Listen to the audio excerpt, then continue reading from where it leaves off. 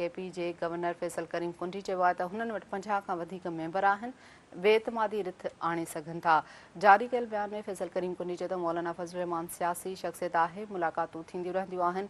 हुन चयो त जल्द PTI कारकुन छुटकारे जो ॾींहुं मल्हाईंदा। आगाह कयूं पिया संदसि चवणो त चाहियूं था त केपी जो वॾो वज़ीर बेरोज़गार थिए ऐं सियासत छॾे ॾिए। ब्रेकिंग न्यूज़ आहिनि, आसमां सां शेयर कयूं पिया। केपी जे गवर्नर फैसल करीम कुंडी चयो आहे त हुननि वटि 50 खां वधीक मेंबर आहिनि, बेतमादी रिथ आणे सघनि था। जारी कयल बयान में फैसल करीम कुंडी चयो त मौलाना फजल रहमान सियासी शख़्सियत आहे, मुलाक़ातूं थींदियूं रहंदियूं आहिनि। हुन चयो त जल्द PTI कारकुन छुटकारे जो ॾींहुं मल्हाईंदा। आख़िर ॿुधायूं पिया त संदसि चवणो त चाहियूं था त केपी जो वॾो वज़ीर बेरोज़गार थिए ऐं सियासत छॾे ॾिए। अपडेट करे रहिया आहियूं अहम ख़बर जे हवाले सां त केपी जे गवर्नर फैसल करीम कुंडी चयो आहे त हुननि वटि 50 खां वधीक मेंबर आहिनि, बेतमादी रिथ आणे सघनि था। जारी कयल बयान में फैसल करीम कुंडी चयो त मौलाना फजल रहमान सियासी शख़्सियत आहे, मुलाक़ातूं थींदियूं रहंदियूं आहिनि। अहम ख़बर नासमा सां शेयर करे रहिया आहियूं। न इहो बि चयो आहे त जल्द PTI कारकुन छुटकारे जो ॾींहुं मल्हाईंदा।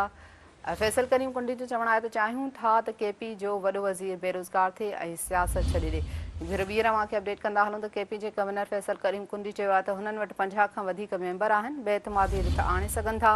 जारी कयल बयान में फैसल करीम कुंडी चयो त मौलाना फजल रहमान सियासी शख़्सियत आहे, मुलाक़ातूं थींदियूं रहंदियूं आहिनि। हुन चयो त जल्द PTI कारकुन छुटकारे जो ॾींहुं मल्हाईंदा। संदसि चवणो त चाहियूं था त केपी जो वॾो वज़ीर बेरोज़गार थिए ऐं सियासत छॾे ॾिए।